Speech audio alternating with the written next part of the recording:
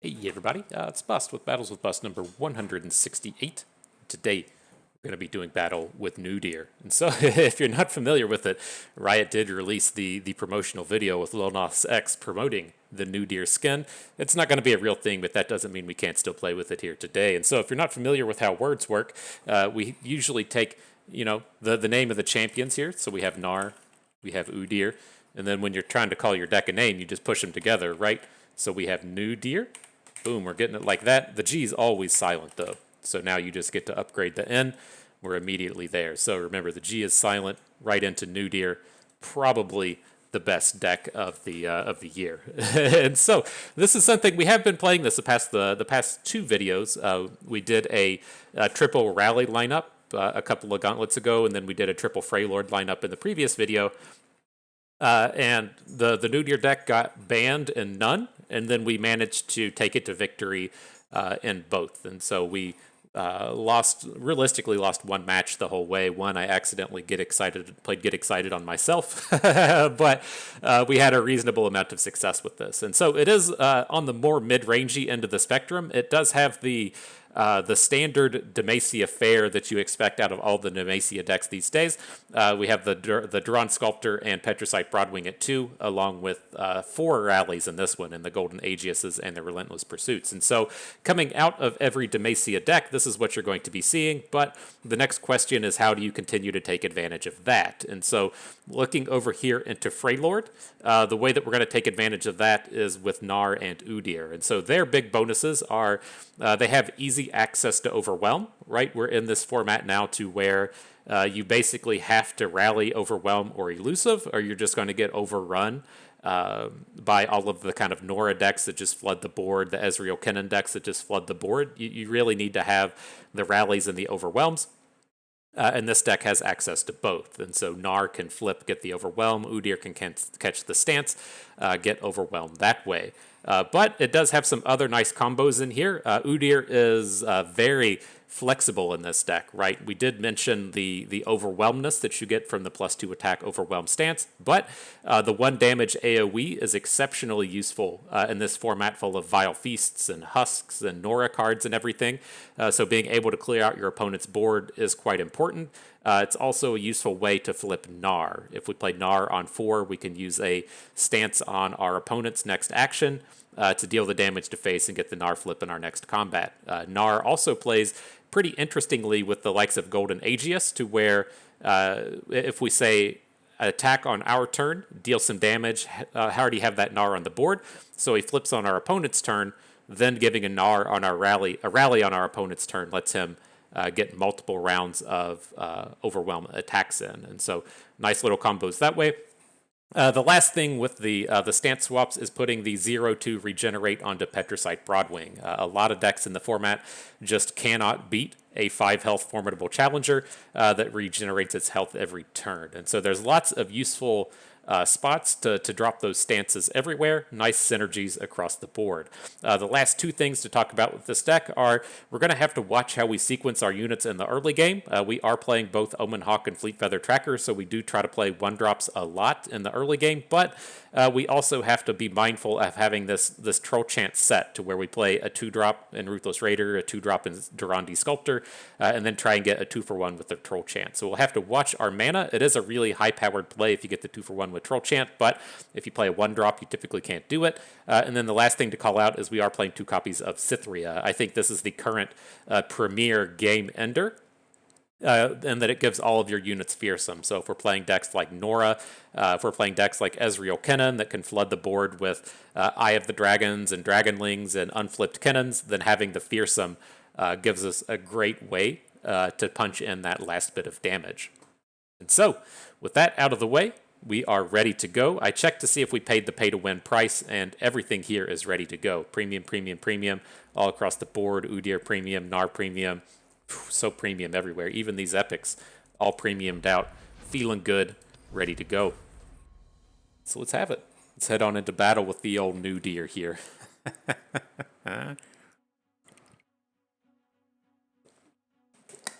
Maybe that's the skin they'll release with the next patch, and then we can play this in seasonals.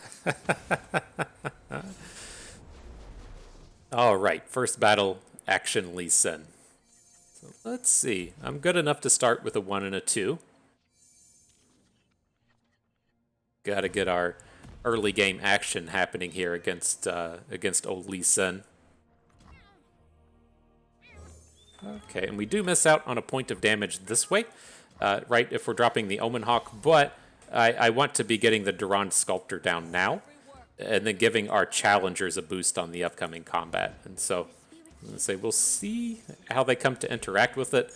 The Eye of the Dragon, a little unfortunate, but I think we're good to still attack here. We can potentially hook it down on our next attack with just a Fleet Feather Tracker now that he's taken that singular point of damage on it. Don't want to die? Don't do terrible things. Villains beware. And this is tempting. I think we can wait until next turn. Maybe try and get something going with the Troll Chant. It's just, if like he's willing to attack with action, with the quick attack and the potential for combat tricks and everything, it feels like a lot of potential for a loser. Now we're looking real strong, though.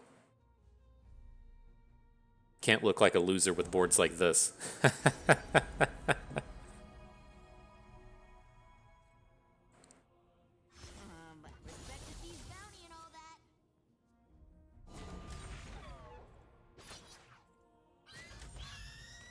So actually, how do we go about this? Like, I'm leaning to something like this. It does leave the Eye of the Dragon up, but it protects our Durand Sculptor. Like, I don't want to just like super advertise that we're about to drop a Troll Chant onto this combat.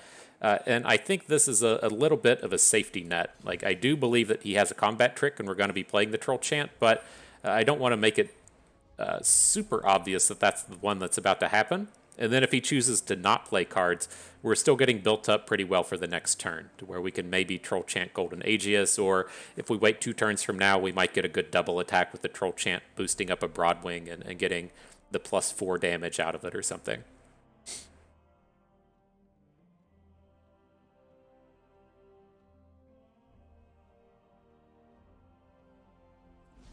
Let's see. What you got? Will of Ionia. Okay.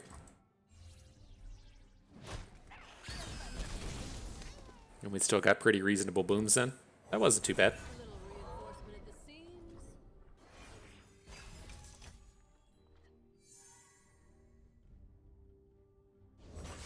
This is looking like a pretty interesting Golden Aegis turn.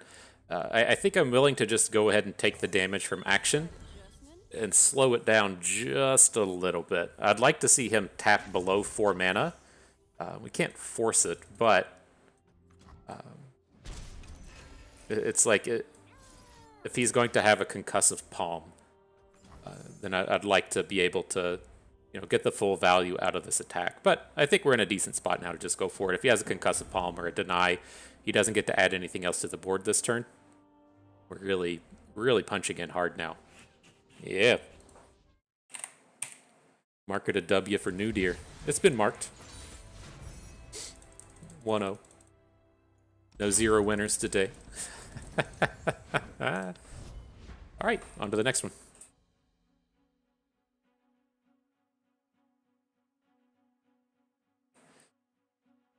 Whew.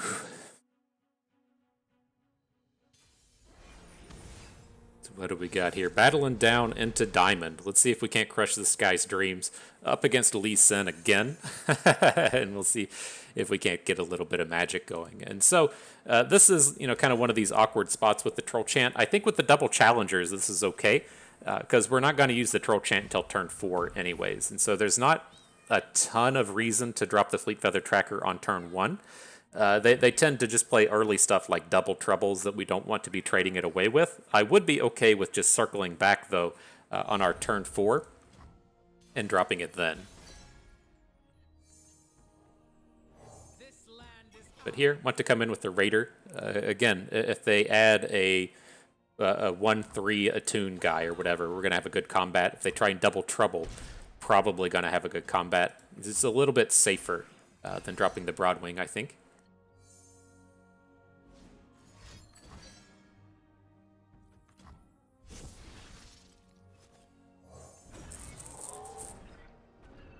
So we would have survived out that one. Let's see what happens here.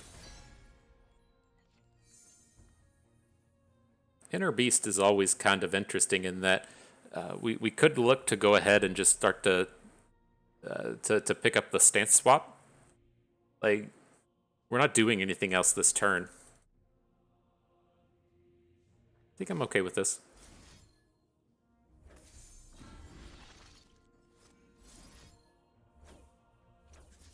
Oh shit, hang on. Did we pick the boar stance? I think that's where we want to go. We do run into some issues if he's got if he's got a Will of Ionia, but I think this deck tends to just play Concussive Palms. Could be mistaken. I'm not a I'm not much of a Nami user, so. Wait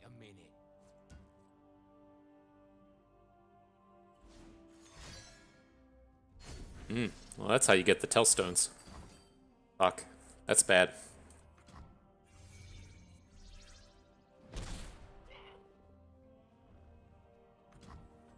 Makes sense, though. It is a pretty mana-intensive play for opponent, though. Oh, shit. We got to get value out of these Golden Aegis fast.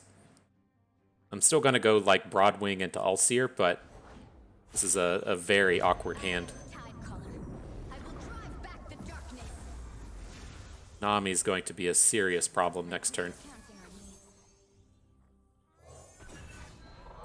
We can still come back with the same play, but, right, we can play the Ulseer, get the free stance swap, put the stance swap onto the Broadwing, but with him having this turbocharged Nami, this game is probably done. We did get a little lucky in him losing his Shelly.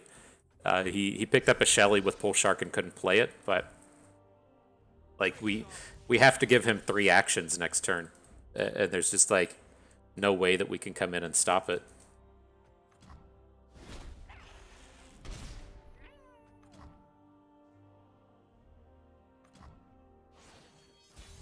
Right, because we have to play the Ulseer.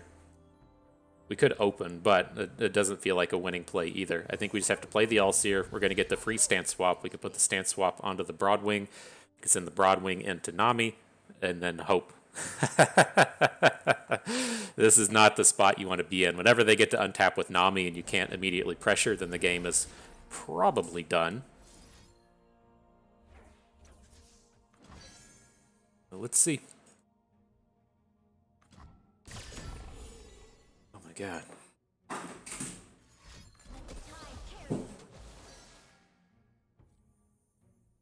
Destroy a unit's equipment. Okay, well maybe this is serviceable. Leave nothing standing.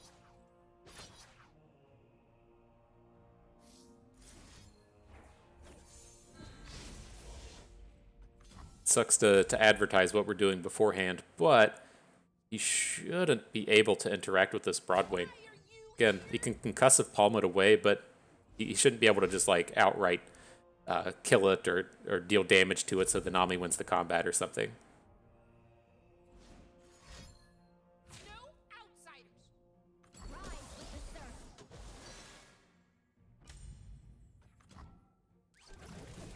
surf. Interesting.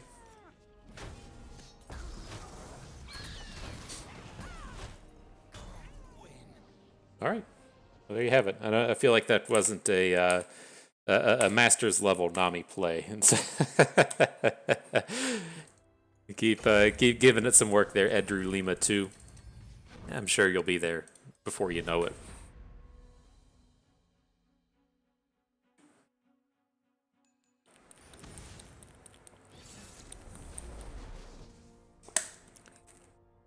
Okay, on to Pirates.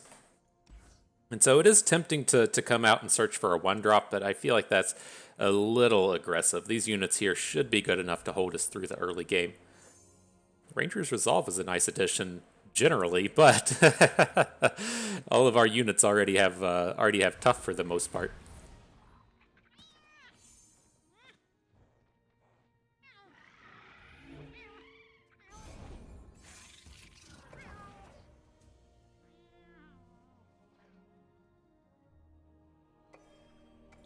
There you go. Push it into the middle.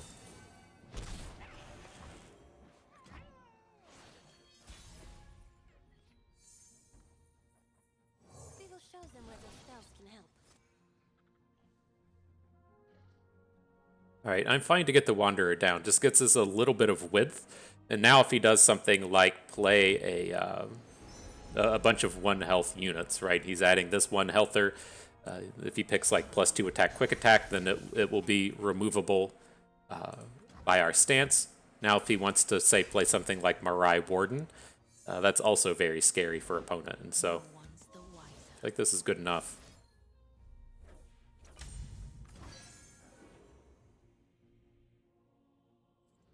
LOL.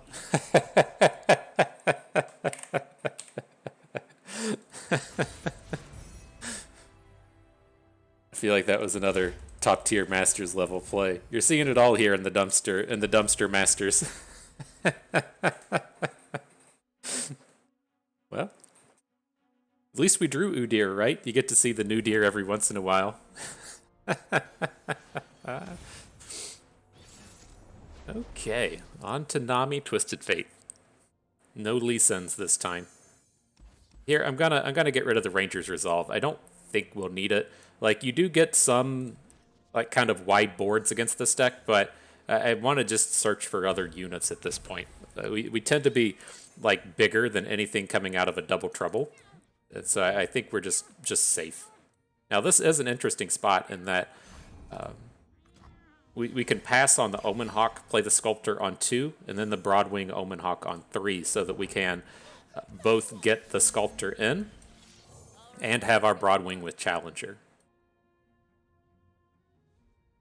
See if he's got a heavy metal. Seems what he seems to be stopping and thinking about, but it's not the end of the world if the Sculptor gets taken down. A little reinforcement at the seams.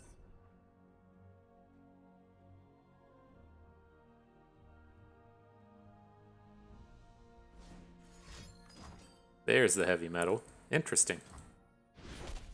I wonder why he didn't just do that last turn.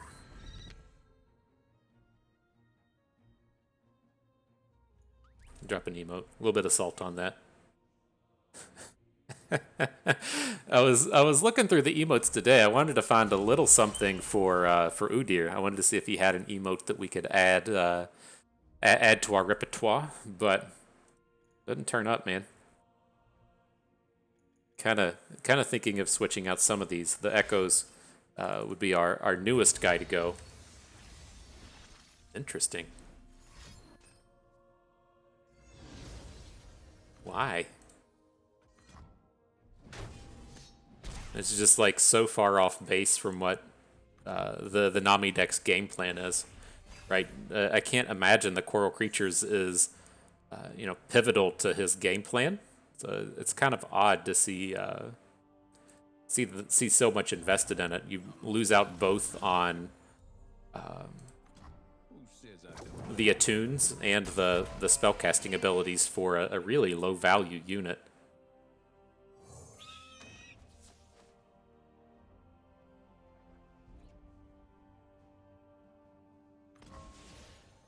This land is ours.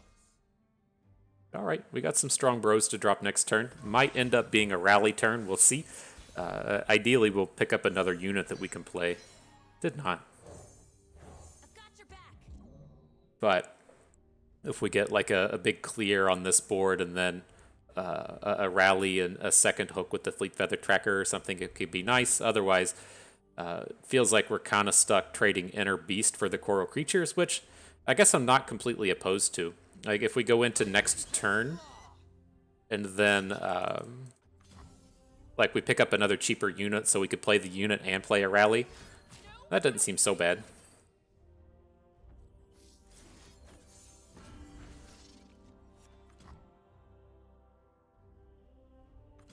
Okay. Had to stop and see how close this Twisted Fate is to leveling up. He's only at 1. we got some time on that guy. Well, we picked up a unit. We can follow through with some of this play, and we can do like a Wanderer and a Stance Swap and a Golden Aegis. That's 9 mana worth of stuff. Probably where we're at now. We can't just spend like 4 mana this turn and be done with it. We will show them where their spells can help.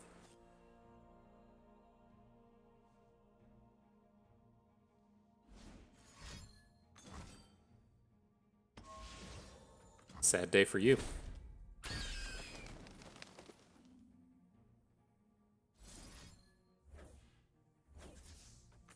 All right, so let's give our good unit +2/+2. He can ideally punch through with some overwhelms and stuff this turn. I'm gonna put the Golden Aegis onto our best unit, our next best unit, our 3/3. See if he can't survive a combat here. And then we'll trade the Bright Steel for whatever.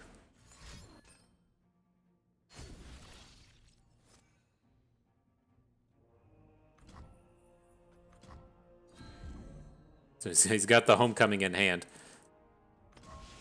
It is noted. Noted the Homecoming is here.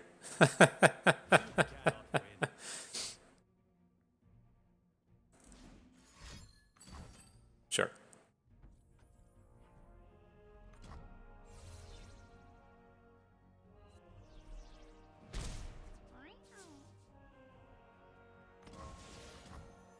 All right. Well, you've been shuttered quite a bit.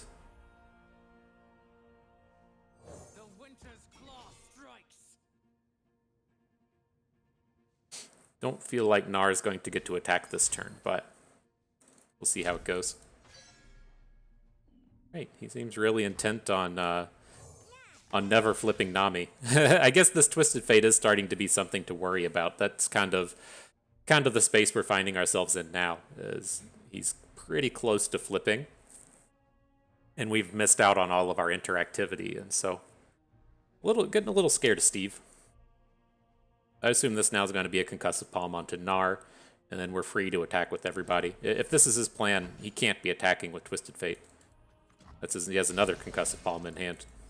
Come on, guy. Honor guide me.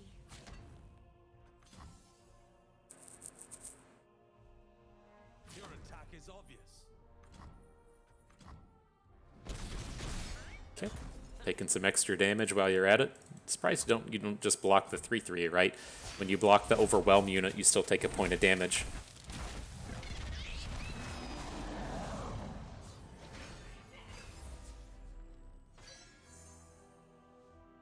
All right, coming for you, Steve. Coming at you. We know he's got the concussive palm, so there's a pretty decent chance that whatever we hook Twisted Fate with is going to get concussive palmed, but he may not be expecting another rally to come out. So I feel like we're going to get a good attack this turn and a good open attack next turn.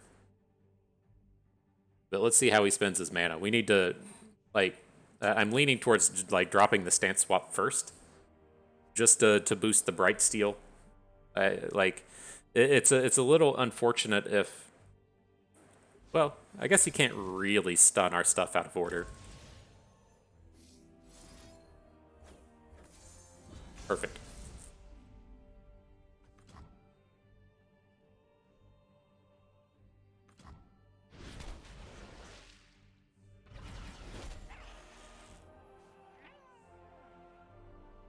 So do we ever have to worry? It's like, well, here we can do this, right? We can. Guess this is like a little dangerous. Well, I don't really want to lose our unit to a Make It Rain. So let's start with this. Let's lead with a Relentless Pursuit.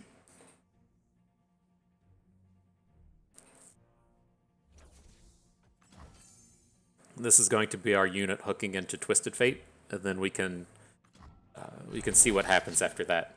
But now that our unit's protected from Make It Rain, I feel a little bit safer. Okay.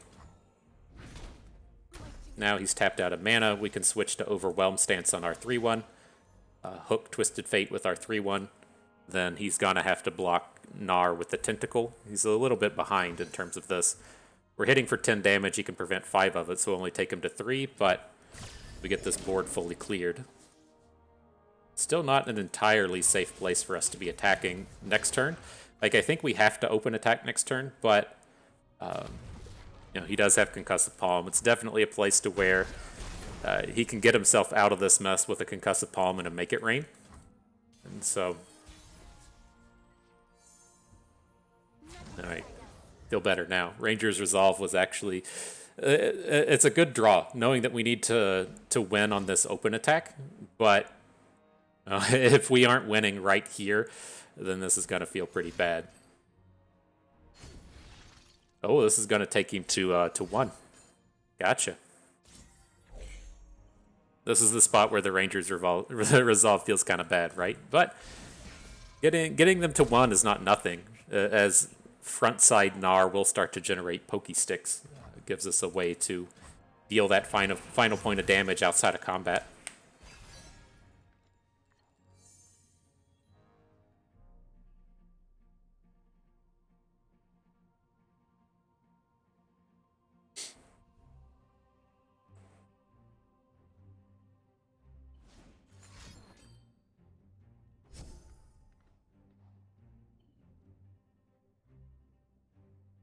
Okay, where are we at? Nami is still only at 6 of 8 in terms of the flip. Oh. Not a bad ad, Krusty Codger. You got a lot of stats, my friend.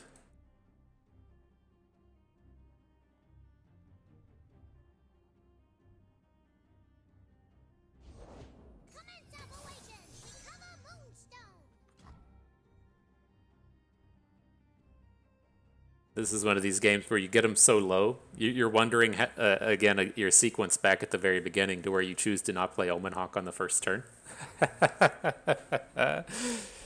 Say, did I maximize the damage that I was able to punch in?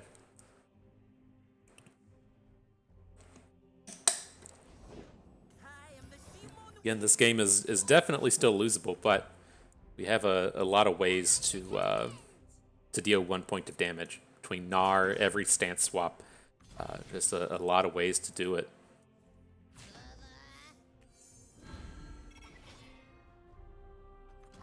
Okay. This'll do it. This does, like, literally everything. He has to either, if he wants to win the combat against Gnar, he has to spend mana out of his hand, which means that we get to play the Pokey Stick. The Pokey Stick's gonna go face, draw us another card, which is really sweet. It's also going to flip our Gnar. And so he's going to be ready for battle next turn as an Overwhelmer.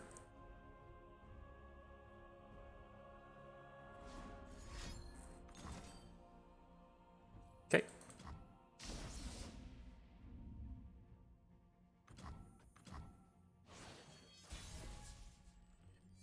So we don't get the kill there, but we do pick up a couple of extra goodies. So same spot, right? He has to have an answer to Vulpine Wanderer. It's going to kill him with Overwhelm. He has to have a way to stop Gnar from attacking. Otherwise, going to generate a Pokey Stick. That's good for a kill. And then we picked up the one, the stance swap card.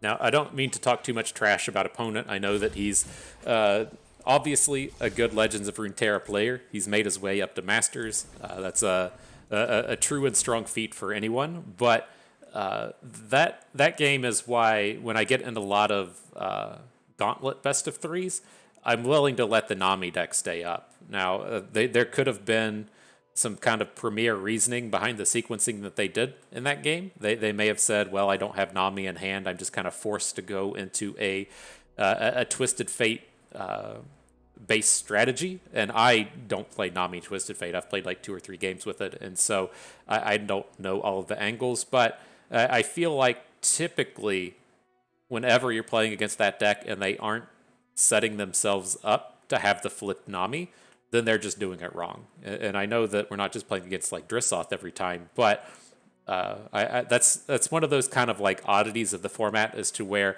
I don't know if it's correct to say that deck is just hard to play. People say it's hard to play. It may or may not be. I don't know. I don't play it. I think it could also just be a function of the play patterns are so different from the usual deck, right? You're playing your aggro deck. You spend all of your mana on units. You push your units to the red zone. Then at the end of the game, you play your burn spells to face, right? That's a fairly straightforward card gaming style of line. Or, okay, hey, we're playing control deck. I play all of my removal spells onto your units. Once my hand is close to empty, I start playing card draw. And then once I have more cards in my hand, I repeat the cycle, play my removal on your units. Now that you're out of cards, I play my random 8-drop and win the game, right? That's a fairly straightforward control deck line from every card game ever made. But the angles that you see with Nami Twisted Fate, I don't know if they're like realistically complex or if it's just that they're different from what we're used to, right? You're saying like, okay, I don't play anything the first turn. I don't play anything the second turn. That lets me bank 3 mana. I go into the third turn. Now I play a double trouble. The double trouble soaks up the 3 spell mana. Now I don't play anything else. That lets me rebank another 3 spell mana. Now I have 6 spell mana, right? That's not a sequence that makes a lot of sense in any context of any other card game except for this specific line with Nami Twisted Fate. And so, again, like I don't know if it's actually realistically a complex deck or if it's just so different from what we're used to that the lines aren't obvious. But whenever I see someone playing it, and they do stuff like that to where you get to turn 8 or turn 9 and Nami hasn't seen 8 spell mana, then something's gone completely wrong and they probably aren't playing it right. And so, again, I'm not trying to talk trash about opponent. I'm just trying to think of it in the broader sense as to when, okay, we're playing in seasonals and Nami Twisted Fate comes up, and we've done a bunch of bad testing because we've only played against people that haven't mastered the deck. And so it's tough for me at this point to say like, oh, Nami Twisted Fate is a good match, or oh, Nami Twisted Fate is a bad match, because we play matches like that. And again, not talking trash about opponent, I'm talking about the sequencing with the deck. If you haven't played a bunch of the deck, it doesn't seem immediately obvious as to what you should do. And then as we're playing against these people, the lines have kind of slipped by to where if we're playing against Drissoth every time, then I feel like that game probably would have been a loser. So interesting piece of brain knowledge. You all can soak on that. That's your afternoon activity now. You can think on what I've presented to you there. Okay, next battle. You get to that point on every Sunday morning. Sunday for me. You got to make sure your fantasy lineup is ready to go. Get your fantasy footballs out there and everything. Lots of big decisions in the land of bust today. I play in this league with ridiculous settings on the quarterbacks. Like I feel like the people that put the league together just got like drunk on a Friday night and were like, yeah, I'm just going to push all the point buttons on here. And so it's like 6-point passing touchdowns and a quarter point for completions. And so quarterback scoring is just like through the roof. So week one, for a point of reference, I think Jonathan Taylor was the top point scorer in half PPR at like 34, and Patrick Mahomes scored 65. It's it's just like it's one of these spots to where it's extremely important for your quarterback to do well, and Tom Brady was the top scoring quarterback last year. Overall in the season, he scored 700 points. And the next one was Josh Allen, maybe at like 650, and then everybody else was in the 500s. And so it's like really important to hit that quarterback scoring. I took Tom Brady this year, and the Bucs are having a bit of early season struggles, and so I was hoping to stop a little bit of that, but it doesn't look like it's happening. It looks like we're going to be playing Matt Stafford today. And I'm a little scared. I'm a little scared about it. See how it goes. I'm allowed to be scared. All right, but back to the matchup here, the game that people actually care about, not fantasy football, but back to this. We're playing against the Powder Pandemonium deck. If you're not familiar with what's happening by seeing this Bilgewater Shadow Isles stuff turn up. And so I do like to just prevent all of the damage that we can, and then hang on to one AoE so that we can full clear a Powder Pandemonium. So he plays the Powder Pandemonium, we can stance swap. We're still going to take like 5 or 6 damage, but we don't have to worry about like the 18 that comes from 6 monkeys with +1 attack. So that's the kind of big thing. It's still fairly standard towards the other ideas in these matchups, though, to where we need to be overwhelming through. Otherwise, there's not a really high percentage chance that we'll be able to deal damage into our opponent here. And to make it rain. Oh my god, and he hit all 3 units. Okay. Well, that was an outcome. We might still be okay, though. He's down to 3 cards. Probably wants to open attack here. That means he can't drop a ton of stuff onto the board. To where we're going to struggle is if he Powder Pandemoniums right now, we don't have the unit to grant a stance to. I don't think we have to worry about it. He's only at like 1 plunder this game. So it shouldn't be ridiculously bad, but it's still something to worry about. So here, I'm looking to just add all of our units to the board. We're going to add the Bright Steel. Yes, we're going to miss out on the barrier, but next turn we can still add in Udyr, get a stance swap, and then have the mana to play Inner Beast. Not going to bird. Like, killing Twisted Fate's not ultra important here. We follow the old ways.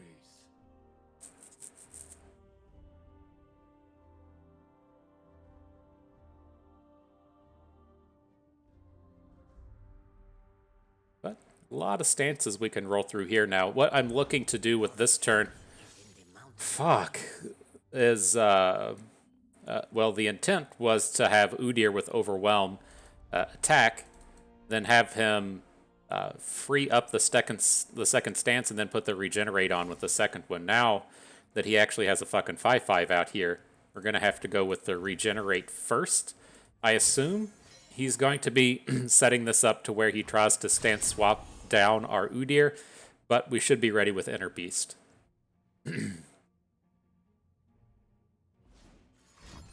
Nope, he just goes for the big one.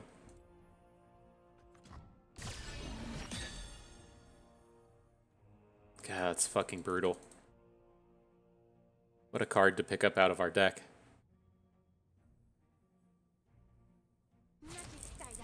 Well, that didn't go how I expected. We just can't attack a 7 health Udyr into a 7/7 All-Seer. Doesn't the mathematics on that one don't work out. I am cruel to die.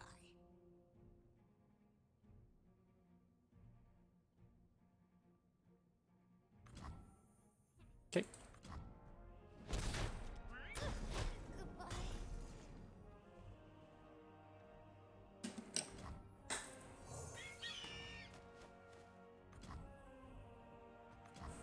Whew, okay. Well, I guess it's better than him hitting Cythria with the All-Seer, but it's worrisome. Ooh, the big AoE, huh? Maybe. Maybe that's what we call on here. Currently takes down 2 units. We do have to worry a little bit about the Twisted Fate, right? He can potentially flip, but this isn't like playing against the Nami deck. It's not going to be nearly as close. You brought something.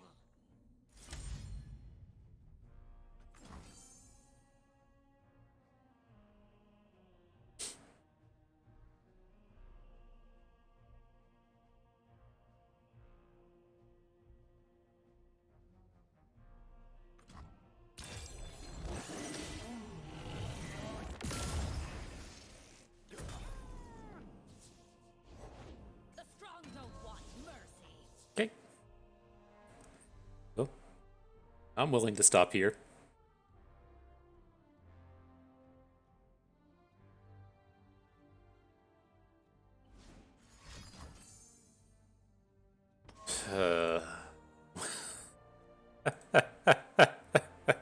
Okay.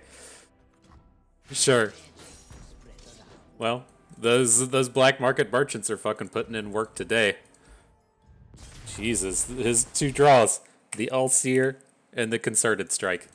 It's like that deck should have an extreme amount of issue in dealing with Udyr. They typically don't play Vengeance. I'm pretty sure I didn't play Vengeance in the Shadow Isles version of that deck. You sometimes may play the Tellstones, but they typically don't have ways to come in and deal with Udyr, and then he just gets to smash through at the end game, and we're protected from the AOE's. But fuck, yeah, it's not if you're drawing like that.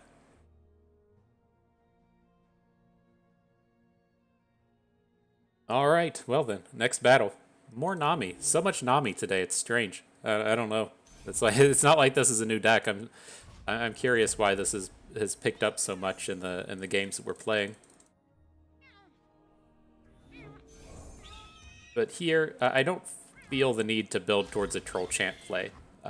If we're going to drop the Broadwing on 2 and then a Bright Steel on 3, it's going to accomplish basically the same thing.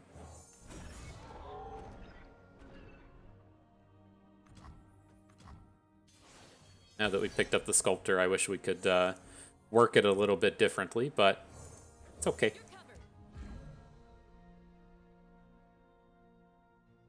Protect the bird. Again, we talked about the sequencing this deck wants to do earlier, right? You bank on 1, you bank on 2, you double trouble on 3. Looks to be what this guy's looking to pull off here.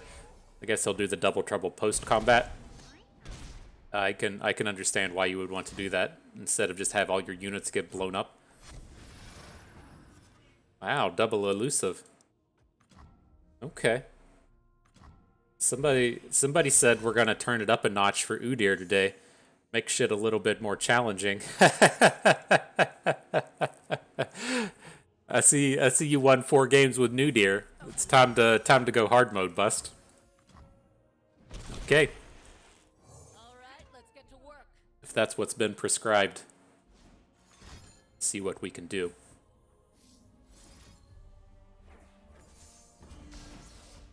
Go ahead and take the counter spell here. We are set, like, we could just let that happen and we'd be decently set up to try an AoE off of Udyr, but I think our hooks and our attacks are still just going to be good enough next turn that I'm not really worried about setting up the 1 damage.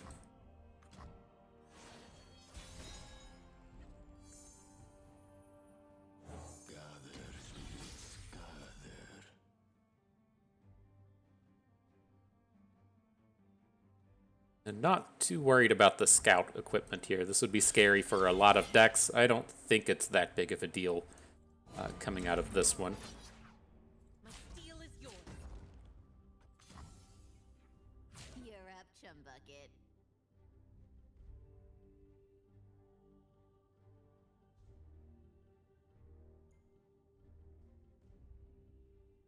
Looks good to me. I'd much rather just get these elusives off of the board, right? We could look to have hold in the Hookmaster with the Broadwing, and then you'd have to put the Cutthroat in front of the Sculptor. I'm just here for the damages, so I think this is a reasonable way to go about it. I don't understand why he would do this though. Keep the Sculptor up, but take down our 2/1. That's a little odd to me.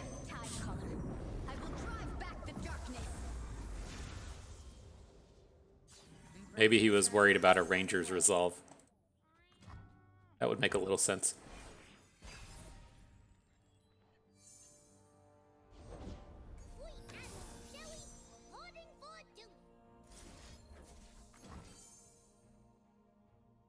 Okay. Can't let him have a big turn this round. We're going to go for the Golden Aegis. We have the Troll Chant to grow our Broadwing if we want, or we could look to put the stance swap onto the Broadwing. Now that he's devoted his card to the Shelly, I think that's okay. We'll boost our unit. We'll shrink Nami.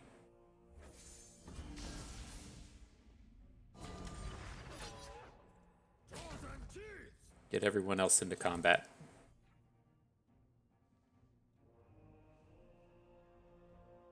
It's pretty close to lethal. He's got to start doing something. Okay. Still loses the Shelly. That's the big one. He has a good set of blocks now though with the heal, but hopefully we've kind of drained him out of cards for the remainder of the way.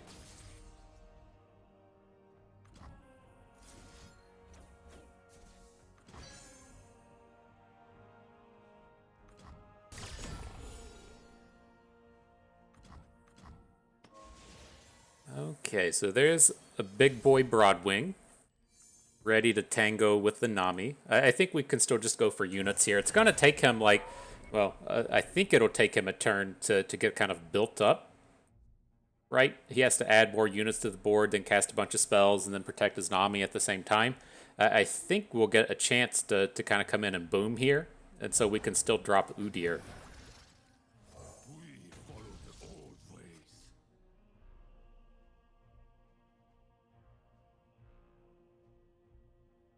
Seems legit.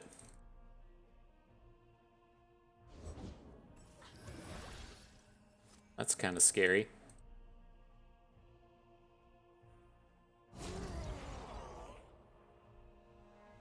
I don't think we can risk putting a bad unit in front of Nami. Ooh, I meant to hook here, but he brings in the blocks anyways.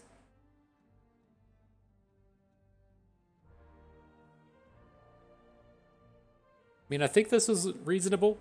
The more I have to like look at it and think on it, I'm curious if we shouldn't have just opened with the Broadwing and tried to hook Nami in.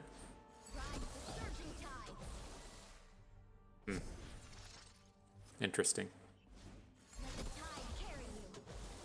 Okay.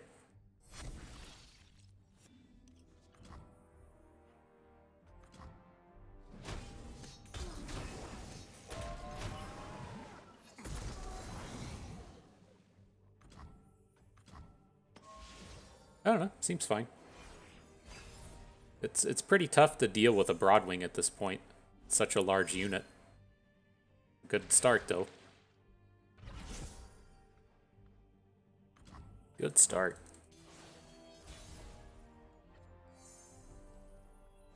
Show them what we're made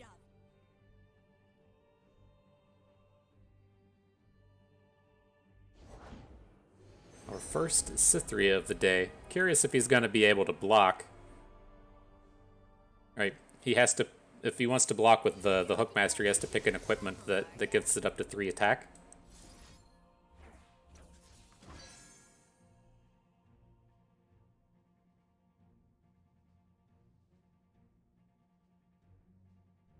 Still a little scary though, like a Homecoming would be pretty devastating to what we're offering up here. Nothing stands in our way. Alright, dude, you got your blocks. You're up, chum bucket. Should've stuck. Takes him to 6. Alright, I think we're going to follow you to victory here, Shelly.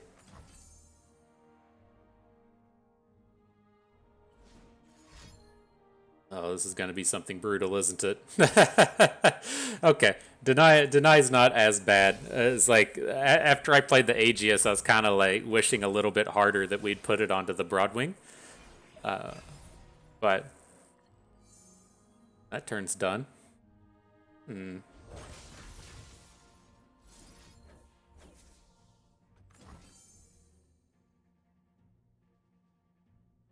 So we can do this, right? We can try and get into combat. This isn't a lethal. I'm not sure. Do we get a chance to play cards now? I think we do because the unit counts as blocking. I can't remember how all these situations work. All of these, hey, I'm starting a combat things don't play the same. But assuming we get to play a card, we get to concerted strike down the Shelly, then we'll just come in for the full 8. But at the end of the day, if we get to just take that unit off the board, I think it leaves us in a better spot than we're in now. All right, I guess we don't get to play cards. Guess so. I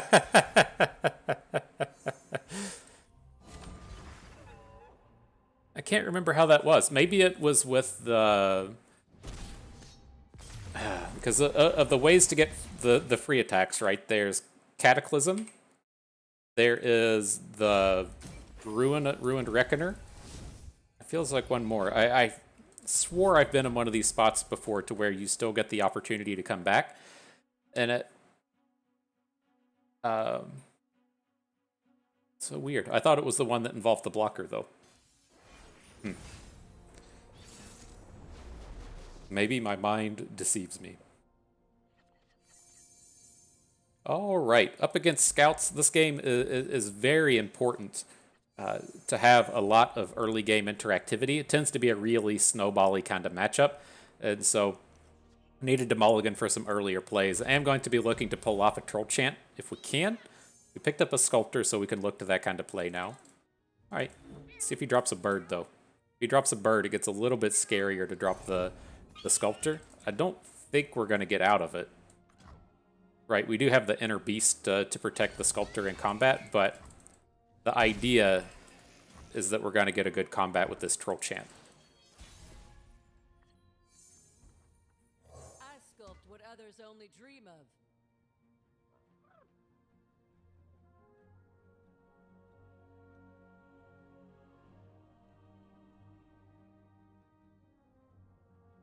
What do you have? Are you gonna drop a misfortune?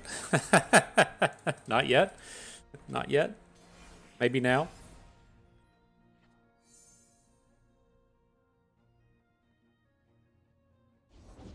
Nice to meet you.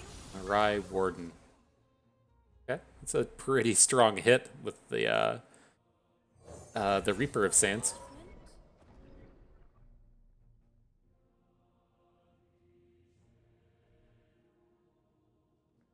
But I think this is okay.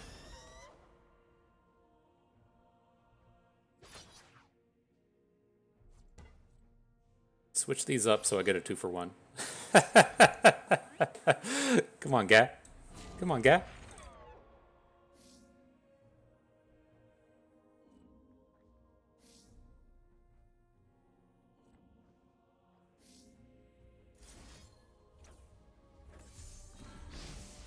Okay, just gonna prevent a bunch of damage here. It gets a little awkward if he starts to have something like a Ranger's Resolve, and so we get to prevent 3 out of the Fereth, and now we have the opportunity to build up some more board.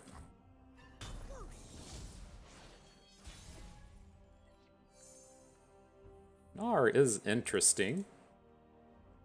I think I'm on board. Right, we have the Great Hook into the Broadwing, with our Broadwing being bigger than his. Now, he shouldn't be able to interact with Gnar very well. Then if he comes in and drops Pot of Pain on something, our attacks are still okay. We can switch to like a Broadwing Hook, or we can just attack with Gnar. I think he's pretty positive here.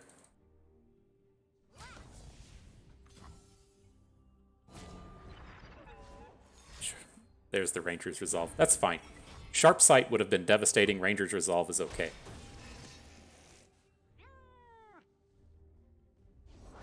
All right, let's get to work.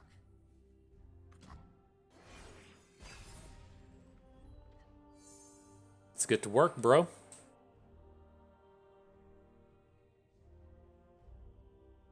So now this turn is a fairly tempting one to go for an Inner Beast into an Udyr stance.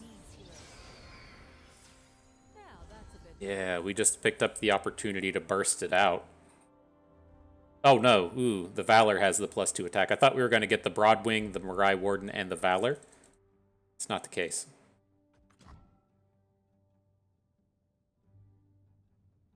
Scouting ahead.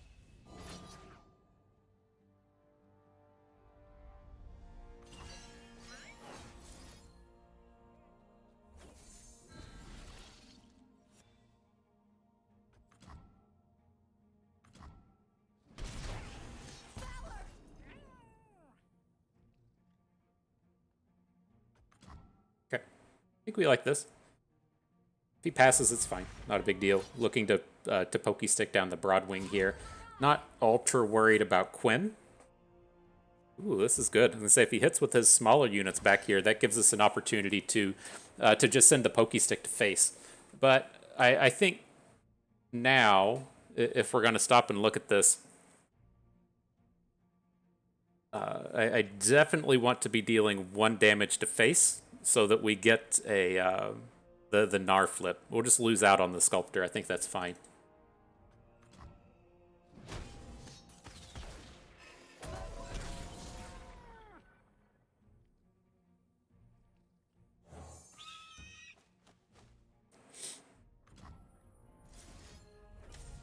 So the question now will be, how fast do we want to go about this? Like, are we going to get completely nugged if he has a golden Aegeus? And I think it'll be fine. And so it's like we can get the Gnar flip, and then we can look to play a stance swap. Or do we look to just attack twice with the Gnar?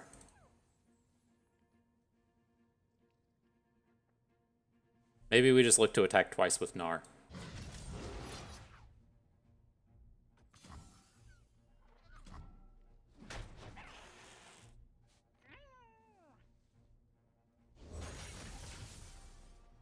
Goes for the scout thing, sure.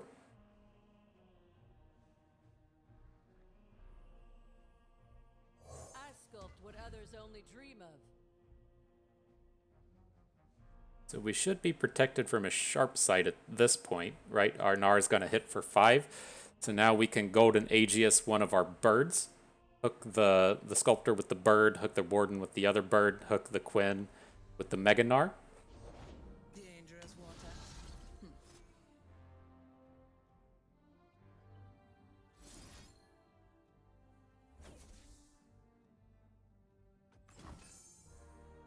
Something like that.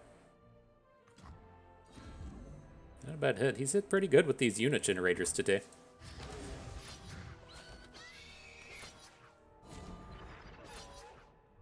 Or do we even care about the scout unit? We'd probably rather just kill the Durandi Sculptor, right? We can deal with the scout units next turn, especially if we just come in and drop Udyr.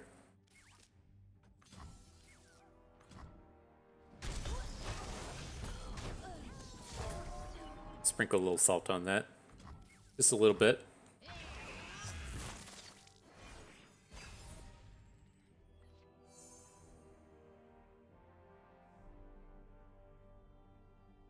It is interesting with the Cataclysm. You can Cataclysm a quick attack with Gnar. It's a slightly scary board with the Island Navigator, but... Do we ever feel safe enough just dropping Udyr on this board? I think it'll be okay. We don't get any more actions out of this outside of the stance swap, but even if he has a inspired light into a pot of pain, we should still be safe with Udyr on the board.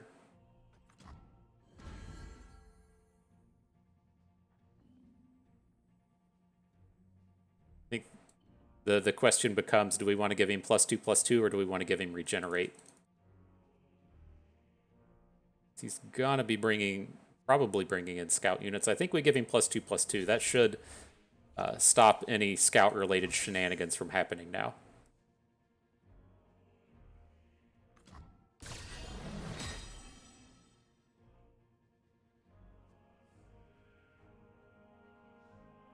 I don't want none of your shenanigans, bruh. Okay. Not Gnar. Zap's ready to party. Take us to 4. Oh no, we're in decimate range. That's what our big worry is now, right? It's the decimates.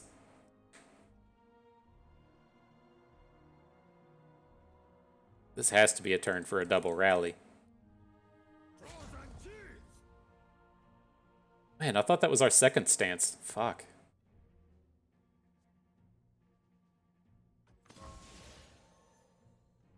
Took it fair and square. It's a trap.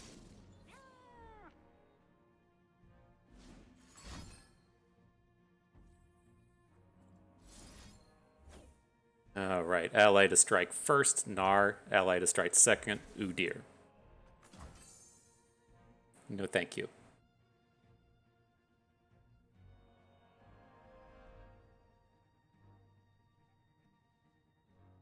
Now we'll have the new question. Do we even want to bother with the rally this turn and then maybe just Cataclysm down his Island Navigator? Like, I don't think so. We're a little bit further away from lethal than I would like to be, but you can just block this thing next turn if it comes down to it.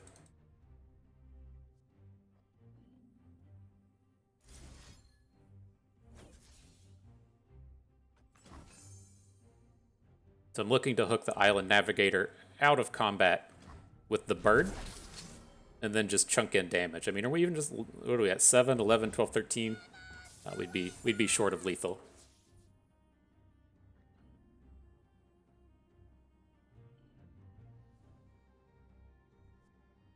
Do we ever accidentally lose our Udyr? I think we're okay here as well. If he has a sharp sight, the Shocker won't kill Gnar, won't be enough to kill Udyr either. Okay. Steady hands.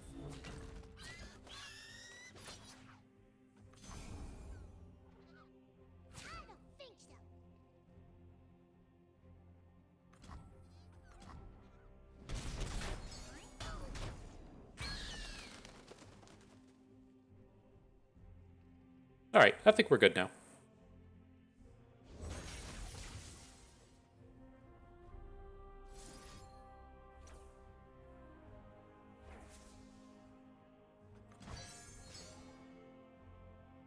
Just in case we're a little too slow, I'm gonna protect Udyr with the regenerate.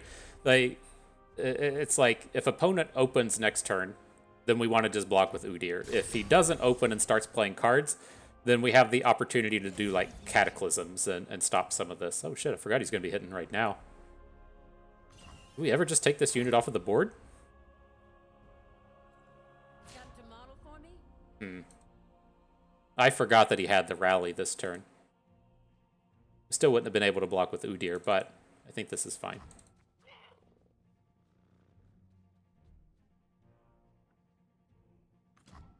I think we're going to pull this one out. It's not something I ever do, LOL, but... Holy shit, this gets to attack again? Oh, fuck me. We are fucking this up.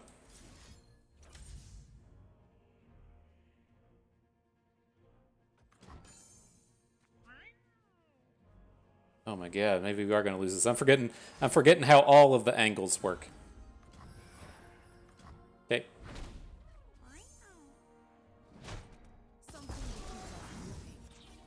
All right. Well, we're gonna be counting on this cataclysm now. This is a real problem, and we might just die to the impact. Fortune favors the bold. The ocean. Oh no! Oh my gosh, we did lose this one, didn't we? Because we don't have overwhelms. No, we can get out of this.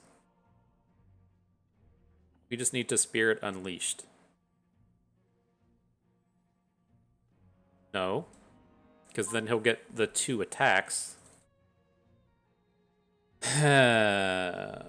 So we need to do Cataclysm into Misfortune.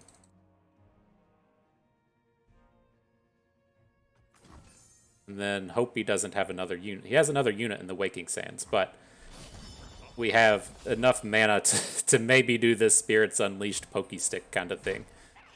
Oh my god, I can't believe we fucked this up so hard.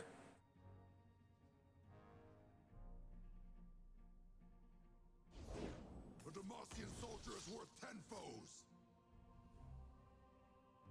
Now he has Vanguard Sergeant.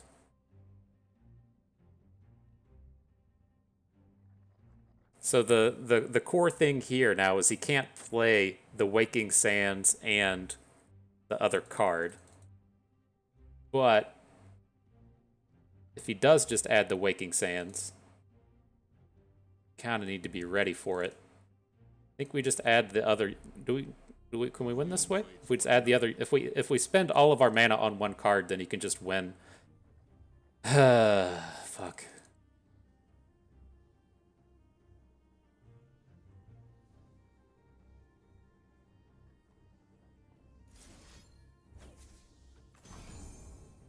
All right. I think this answer is the way. So, oh no, he just attacks with both units now, right? Yeah, I don't know if we had a way out of this. This beats him if he makes a scout attack. If he just attacks with both units, then we die. Always forward. Okay. Yeah, we messed that up. I got so like bamboozled on the previous turn as to forgetting that he had a rally and then having a scout. Had I realized all of that, I probably would have just blocked his scout attack with Udyr, and then we would have been fine with Gnar in the other unit. It was like I got so bamboozled. I was like, oh fuck, he's attacking. I wasn't expecting an attack, and so let's just keep our two good units and protect it. And then I didn't realize it was a scout unit, so it was like, oh fuck. So now we have to now we have to put another unit in front of this thing. And we like at the beginning of the day we should have just thrown Udyr in front of that. That one was just like pure confusion for me. Wow, that was tough. I think we at least handled that last turn well. There was no way for us to get around him either attacking with both units or making like a scout play. And so I think the angle that we took to where it would have been like if the opponent was like, okay, I need to make a scout attack and then get a follow-up attack with this impact, then it would have been all right. But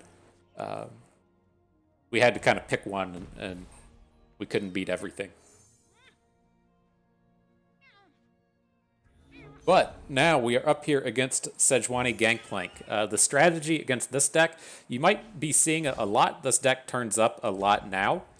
You have to do everything that you can to prevent all the damage from coming in at you. And so I played the unit there. If he's going to follow up with, say, like a Jagged Butcher, you just have to trade. You have to stop everything that you can to keep them from hitting their flips on their champions. And then things tend to be okay. So I'm going to attack. I'd love to see him block, so we're ready to just block next turn. If we go into the next turn, and we have to do a Troll Chant to prevent 2 damage, fine. If we have to trade a Troll Chant into the Sharkling, fine. If we get the opportunity to get the great shutdown with the Troll Chant and the Fleet Feather Tracker, that would be fantastic. But again, the big strategy against this deck is do everything you can to keep these dum-dums from flipping.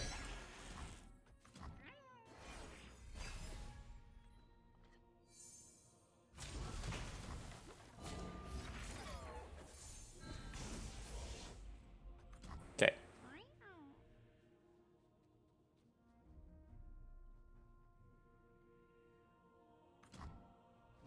All right, Broadwing back in action. I'm going to wait till next turn to play our units.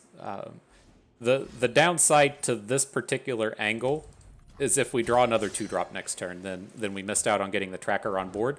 But I would rather have 2 copies of the Broadwing ready to challenge than anything to do with Fleet Feather Tracker. He's getting close to the flips. He's had ways to deal face damage every time. 1 parlay, 2 warning shots. And so kudos to you.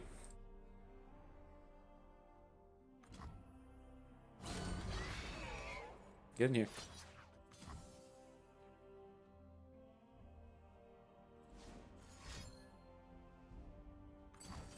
Sure.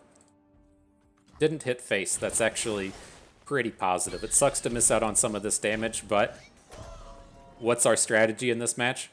We don't want him leveling up his champions. We don't want these tick-ups happening. And so we did just get out of a turn without him being able to hit us with the face damage.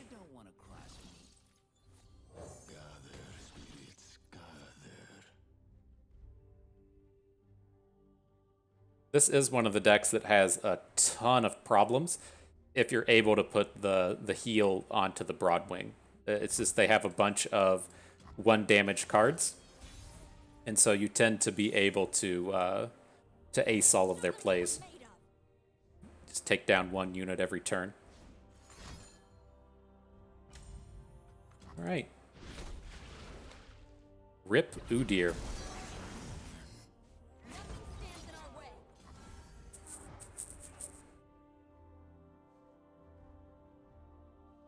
Made choices.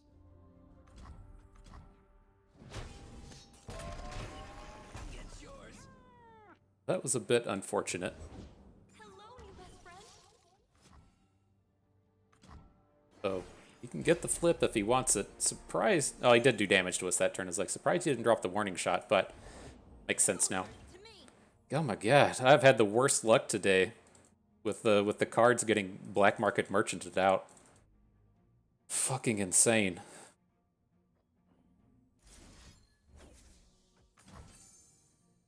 Well, let's see. He's gonna be like, "LOL, let's make it rain." Here we go. Why not? Why not have it hit like that? I sculpt what others only dream of.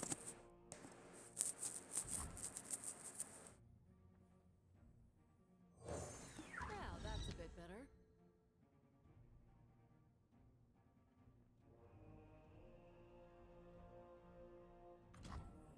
Follow my lead. All right. I think this second Omen Hawk was a mistake. I got a little confused as to what I was doing. I think we should have put the Overwhelm stance onto Cythria, maybe? He's just going to get a free block onto her now. Right, because the rest of our attacks are no good. We can't attack with everything, have him block Cythria with an Inspired Mentor and then re-attack. We have to lose our Cythria that way, and it doesn't feel good. But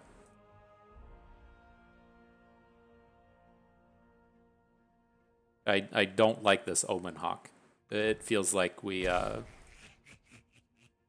missed out on quite a bit. Now, if like we had a 6/8 Cythria, I would feel a lot better. We did pick up the Troll Chant, which kind of fixes some of our problems, but it was still sloppy.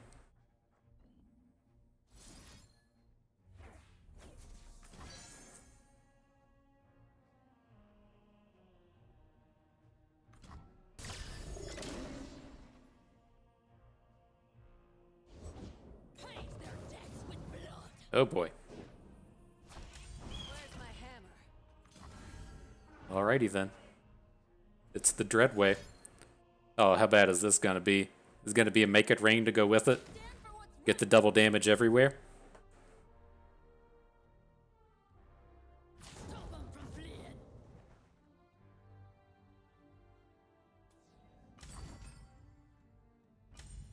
So what is happening, right? He's gonna be hitting Cythria for 12. It's not anything we can do about that. We can shrink Cythria to 4. Alright, GG.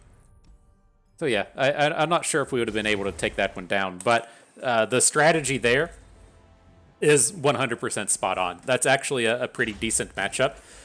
You have to just have in your head, I'm not going to take damage, because they can't win the game without a flip champion. Now, that game was a little bit strange, right? They did have their one copy of the Dreadway that they drew, and they did spike a Cythria out of our deck, but their units are complete garbage. Their spells are complete garbage. Their only way to actually win the game is with their champions. And so with that knowledge, you take the angle, okay, I'll make some bad trades. I'll do whatever it takes to have your champions not level up. And I guarantee you that if they can't level up, their Sejuanis and their Gangplanks, that they cannot beat you. And so, again, the strategy there was good. I don't like that Omen Hawk turn. I feel like we fucked that up a little bit. I think if we'd gotten an Overwhelm hidden with Cythria there, and then another one the next turn, we would have had a lot more opportunity to win the game.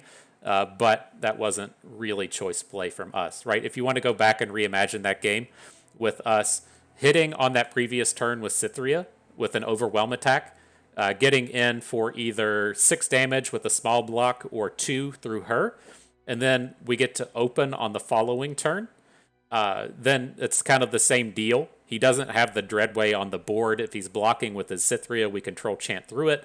If he blocks with a small unit, he's going to take damage. Our Cythria doesn't die. And now we're in a spot to where we can rally and still get in a third attack with Cythria. But playing that Omen Hawk stopped us from adding the Overwhelm thing. We had to go into the next turn, play the Overwhelm, and he's like, LOL, here's the Dreadway. We completely punted that game as well. And so, a pretty strong and solid set of games. Our strategy there, again, pretty strong. Just don't take damage. Do everything you can to prevent it. Mulligan for your cheap plays. And you should be in a good spot. I've been having a really strong record against the Sejuani Gangplank deck with this today. But nonetheless, we can get this pulled back up. I am still pretty happy with the list. This isn't what I would consider to be a big ladder grinder, right? I'm not sure, in terms of ladder, why you would ever want to play this, other than just having fun with it and saying Nudyr and liking some of the cards. I guess you can make some arguments for wanting to play a deck like this. But to me, the idea with this deck is you want to play the 3 rally decks in best of 3, and you need a third option. And so you've chosen to play Scouts, you've chosen to play Poppy Tarek. If you don't want to play Poppy Tarek and you want to play Lulu Poppy, then by all means you picked up a second Poppy deck for the rallies. Now you want a third rally deck, right? And historically that has fallen to, say, playing either Gwen Sejuani, playing Gwen Noxus, and your rally deck is now with Katarina, or playing the Echo deck. And I know a lot of people like Monte Cristo really push for the Echo deck as the third rally deck in a triple rally lineup. I've never bought in on that. I think that deck is garbage, and I've never really felt like that was a safe way to go. And I've never felt like, oh boy, I want to play in this tournament and have to play Echo Rally against every single opponent, because no one bans it because it's a garbage deck. And so if you're not going to play that, but you do want to fit in a third Demacia-based lineup, then that leaves you in the space here to where you can start to play something like Gnar Udyr. Now, this does, fall into that same spot as to where, like, is this the deck I really want to play over and over again throughout an event? And I'm okay with it, at least in terms of I would rather play this than the Echo deck. But having this be the actual best third deck, I'm not entirely certain on. I feel like the rallies aren't good enough to where you wouldn't rather just play something like Gwen Noxus. And so I'm not entirely on board and on point with it. It is good if you want to play triple rally all in Demacia. It is good if you want to play triple Freylord.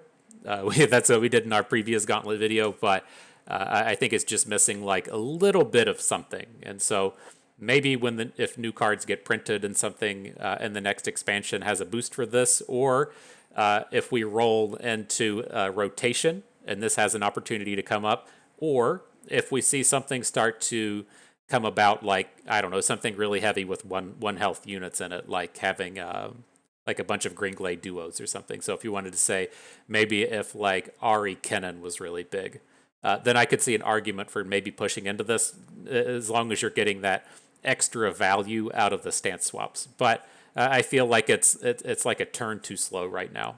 But I mean, had we played better, I feel like we could have very easily taken this to a 7-1 instead of a 5-3, and everyone would be like, "Wow, Nudyr is the best deck on the planet. Thank you, FTP Bust. You are a hero for showing this to me." But nonetheless, I've had loads of fun with it. I felt like it's been a strong enough deck over the past 3 days. I've had a good time. I hope you've had a good time as well, because that is going to do it for us today. I hope everyone enjoyed the video. You maybe learned a thing or two along the way and had a good time watching. This is Bust, and we thank you for being here.